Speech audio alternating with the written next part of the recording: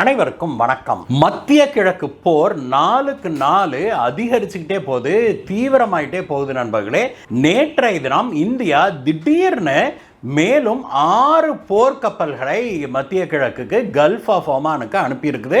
எதற்காக திடீர்னு இந்தியா போர்க்கப்பல்களை அனுப்பியிருக்குது? பிற நாடுகள் எதுவுமே அந்த பகுதிக்கு போர்க்கப்பலை அனுப்ப பயந்து நடுங்கி கொண்டிருக்கிற இந்த வேளையில இந்தியா மட்டும் தைரியமாக எப்படி ஸ்ட்ரெய்ட் ஆஃப் ஹார்மோஸுக்கு தன்னுடைய போர்க்கப்பல்களை அனுப்புது? ஏற்கனவே 3 போர்க்கப்பல்கள் அங்கே இருக்குது. இப்பொழுது மேலும் 6 போர்க்கப்பல்களை இந்தியா அனுப்பியிருக்குது. இது ஏன் அப்படிங்கிறத அனலைஸ் பண்ணலாம். முதல் செய்தி இதுதான் நண்பர்களே. இரண்டாவதாக மிக முக்கியமான செய்தியாக என்ன பார்க்குறோம் அப்படின்னாக்க, பாரத பிரதமர் திரு நரேந்திர மோடி அவர்கள் நேற்றைய தினம் குவைத் இருக்குது இல்லையா, குவைத்துடைய கிரவுன் பிரின்ஸ் பட்டத்து இளவரசரான தரிக் அல் கலீத் அவரோடு பேச்சுவார்த்தை நடத்தினார் நண்பர்களே. அப்பொழுது என்ன பேசினாங்க?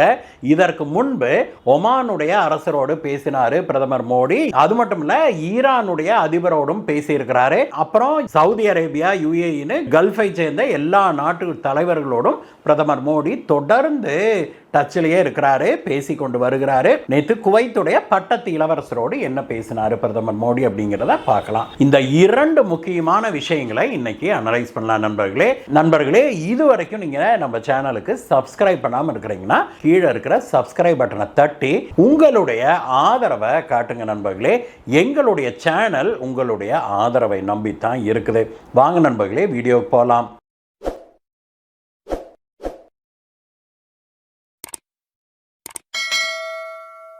நண்பர்களே, நேற்றைய தினம் நாம் செய்திகளில் பார்த்தோம், அமெரிக்க அதிபர் ட்ரம்ப் எவ்வளவோ வேண்டி கெஞ்சி கூத்தாடி கேட்டுக்கொண்டும் கூட ஒரு நாடு கூட, அவங்களுடைய நட்பு நாடுகளான ஒரு நாடு கூட கல்ஃப் பகுதிக்கு தங்களுடைய போர்க்கப்பலை அனுப்புவதற்கு தயாராக இல்லை. குறிப்பாக ஆஸ்திரேலியா, ஜப்பான், இங்கிலாந்து போன்ற நாடுகள்லாம் மொட்டையா மறுத்தே விட்டாங்க. ஸ்பெயின் முதலே சொல்லிருச்சு, கப்பல் அனுப்புறது மட்டுமில்ல, அங்க கல்ஃப்ல இருக்கிற தங்களுடைய ராணுவ வசதிகளை கூட அமெரிக்கா பயன்படுத்த விடமாட்டோம் நாங்க அப்படின்னு சொல்லிருச்சு. இப்படிப்பட்ட சூழ்நிலையில இன்றைக்கு அதிகாலையில் ஒரு திடீர் அறிவிப்பு ஒன்று வெளிவந்திருக்குது. அது என்ன அப்படின்னாக்க, இந்தியா தன்னுடைய போர்க்கப்பல்களை கல்ஃபுக்கு அனுப்புது அப்படிங்கிற செய்தி தான் அது. அதுவும் 1-2 இல்லை நண்பர்களே, 6 போர்க்கப்பல்களை இந்தியா இப்பொழுது கல்ஃபுக்கு அனுப்பி இருக்குது அப்படிங்கிற செய்தி தான் அது. அமெரிக்க அதிபர் ட்ரம்ப் கேட்டதுக்காக நம்ம அனுப்பணுமா அப்படின்னா அது கிடையவே கிடையாது நண்பர்களே. குறிப்பாக நம்ம இடதுசாரி ஊடகங்களை சேர்ந்தவர்கள், அப்புறம் நம்ம எதிர்கட்சி, அப்புறம் இன்றைய தமிழகத்துடைய ஆளுங்கட்சியை சேர்ந்தவங்களுக்கெல்லாம் தெளிவாக கேட்டுக்கோங்க நண்பர்களே. ட்ரம்ப் இந்தியா கிட்ட போர்க்கப்பல் அனுப்புங்கன்னு கேட்கவே கிடையாது. ட்ரம்ப்புக்காக நாம் ஒன்றும் அனுப்பவும் கிடையாது. மாறாக பாரத பிரதமர் திரு நரேந்திர மோடி அவர்கள் இந்திய கப்பல்களை பாதுகாப்பதற்காக, இந்திய கப்பல்களுக்கு பாதுகாப்பு வழங்குவதற்காக நம்முடைய போர்க்கப்பல்களை அங்க அனுப்புறாரு அப்படின்னு இந்திய வெளியுறவுத்துறை அமைச்சகம் வெளியிட்டிருக்கிற செய்தி குறிப்பில் சொல்லியிருக்கிறாங்க. அவங்க மேலும் என்ன சொல்லியிருக்கிறாங்க அப்படின்னாக்க, ஏற்கனவே அந்த ஸ்ட்ரெய்ட் ஆஃப் ஹார்மோஸ் பகுதியில் நம்மளுடைய 3 போர்க்கப்பல்கள் நின்று கொண்டிருக்குது. ஒன்று ஸ்ட்ரெய்ட் ஆஃப் ஹார்மோஸ்க்கு அந்த பக்கம் நிற்குது, மேற்க அப்படின்னு சொல்றாங்க. இன்னொன்று ஸ்ட்ரெய்ட் ஆஃப் ஹார்மோஸுடைய கிழக்கு பகுதியில் நிறுத்தப்பட்டிருக்குது. இன்னொரு கப்பல் ஸ்ட்ரெய்ட் ஆஃப் ஹார்மோஸ் வழியாக நம்மளுடைய எண்ணெய் கப்பல்கள், எல்பிஜி கேஸ் கப்பல்கள்லாம் வருது இல்லையா, அந்த கப்பல்களுக்கு பாதுகாப்பாக போய்கொண்டு வந்து கொண்டு இருக்குது. இந்த நடவடிக்கைகளுக்கு மேலும் பலம் சேர்க்கும் விதமாக இந்தியா மேலும் 6 போர்க்கப்பல்களை கல்ஃபுக்கு அனுப்புது. இந்த 6 போர்க்கப்பல்களும் இந்த ஸ்ட்ரெய்ட் ஆஃப் ஹார்மோஸ்க்குள்ள போறதுக்கோ வர்றதுக்கோ இல்லை. ஸ்ட்ரெய்ட் ஆஃப் ஹார்மோஸ் வழியாக வெளியில வந்துடும் இல்லையா நம்ம கப்பல்கள், அங்க வெளியில அந்த முனையிலேயே ஏற்கனவே ஒரு இந்திய போர்க்கப்பல் காவலுக்கு நின்றுகிட்டு இருக்குது. அதற்கு பிறகு அதை தாண்டி வந்த பிறகு அங்கிருந்து இந்தியாவுடைய கடல் எல்லை வரைக்கும் நம்முடைய கப்பல்களுக்கு பாதுகாப்பு வழங்குவதற்காக இந்தியாவுடைய போர்க்கப்பல்கள் இப்பொழுது களத்தில் இறக்கிவிடப்பட்டிருக்குது. மேலும் இது தொடர்பாக இந்தியாவுடைய வெளியுறவுத்துறை அமைச்சகம் என்ன சொல்லி இருக்கிறாங்க அப்படின்னாக்க, இந்தியாவுடைய போர்க்கப்பல்கள் தான் இப்பொழுது கல்ஃப்ல பத்திரமாக உள்ள போயிட்டு வெளியில வர முடியுது. ஏற்கனவே ஈரான் நம்மளுடைய 4 கப்பல்களுக்கு அனுமதி கொடுத்து 4 4 கப்பல் வெளியில வந்துருச்சு இல்லையா. இப்பொழுது மேலும் 22 கப்பல்கள் அந்த பகுதியில் இருக்குது. இதுல 6 கப்பல் வந்து லோடு ஏத்திக்கிட்டு நிக்குது. 4 க்ரூட் ஆயில் கப்பலும் 2 எல்பிஜி கண்டெய்னர் கப்பல்களும் அங்க உள்ளுக்குள்ள ஸ்ட்ரெய்ட் ஆஃப் ஹார்மோஸ்க்குள்ள நிக்குது. அந்த கப்பல்கள் வெளிவருவதற்கு இப்பொழுது ஈரானுக்கு நம்ம சொல்லி இருக்கிறோம். விரைவில் ஈரான் அதற்கு அனுமதி வழங்கும் அப்படின்னு எதிர்பார்க்கப்படுது. மேலும் 18 கப்பல்கள், இந்திய கப்பல்கள் ஸ்ட்ரெய்ட் ஆஃப் ஹார்மோஸ்க்கு கிழக்க வெளியில நின்றுகிட்டு இருக்குது. உள்ள போய் லோட ஏற்றுறதுக்காக வெளியில நின்றுகிட்டு இருக்குது. இந்த கப்பல்கள் இனி விரைவில் உள்ள போய் லோட ஏற்றிக்கிட்டு வரும் அப்படின்னு எதிர்பார்க்கப்படுது. இதுதான் வந்து இப்பொழுது உலகம் முழுவதும் பயங்கர பரபரப்பாகவும் பேசப்பட்டு வருது. உலகத்துல எந்த நாடுமே செய்ய முடியாத ஒரு சாதனையை, ஏன் சீனாவால கூட செய்ய முடியாத ஒரு சாதனையை இந்தியா சாதித்து காட்டியிருக்குது அப்படின்னு உலக தலைவர்கள் பலரும் இந்தியாவை பாராட்டி வர்றாங்க. அதையெல்லாம் கேட்கும்போது தான் இங்க இருக்கிற இத்தாலியை பூர்வீகமாக கொண்ட ஒரு குடும்பம் இருக்குது இல்லையா, அவங்களுடைய கட்சி, அப்புறம் நம்ம ஊர் ஆளும் கட்சி, கூட்டணியில் இருக்கிற கட்சிகள்லாம் அப்படியே கபகபான்னு பத்திக்கிட்டு எறிவதாக செய்திகள் வெளிவருது நண்பர்களே. ஏன்னா எவ்வளவு நெருக்கடிகள் வந்தாலும் பாரத பிரதமர் திரு நரேந்திர மோடி அவர்கள் ரொம்பவுமே சாதுரியமாக இந்தியாவுக்கு வேண்டியதை சாதித்து காட்டுறாரு அப்படிங்கிறத உலக நாடுகள் பார்த்து வியந்து போறாங்க. நம்ம ஊர் ஆட்கள் பார்த்து வயிறறிகிறாங்க. இதுல இன்னொரு விஷயத்தை நாம இங்க தெளிவாக மீண்டும் நம்ம மக்களுக்கு நினைவுபடுத்த வேண்டியது இருக்கு நண்பர்களே. உலகத்துல கிட்டத்தட்ட எல்லா நாடுகள்லையும் இப்பொழுது பெட்ரோல், டீசல், சீமெண்ண விலை, குக்கிங் கேஸ் விலை, நம்ம வீட்டுக்கு சமையல் கேஸ் வாங்குறோம்னா அந்த விலையெல்லாம் பயங்கரமாக எகிரிருச்சு. பாகிஸ்தானில் 3 மடங்கு ஏறிடுச்சுன்னு சொல்கிறாங்க.